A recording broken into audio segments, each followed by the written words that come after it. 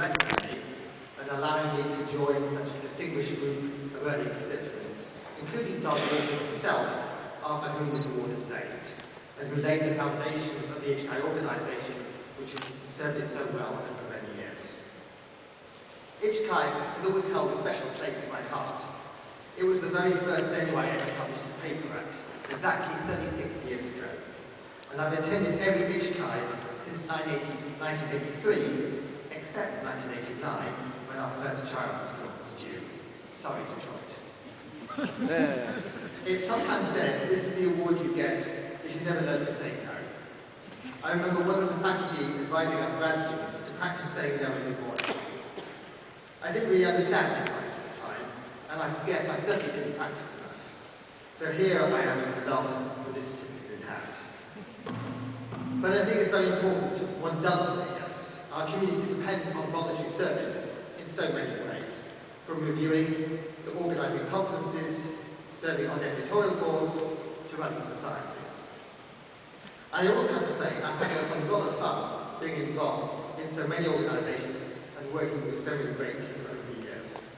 And I made a lot of friends over the years in this way, and gained personally and professionally in many ways from my service work. For example, being AIJ editor-chief really did give me a broad overview of some of the best work in my field over the 8-year period of my tenure. I've worked with so many people, it's invidious perhaps to pick out any particular collaborators, but if I were to pick out anybody, it would be Gail Gottlob, who was my co-chair in 2003, and Ray Perot and Lead Director, who were my co-editors-in-chief of the AI Journal with me for 4 years each during my 8-year period of office. So my particular thanks to Gail, Ray, and Rina for making that work so much fun and for their professionalism and dedication.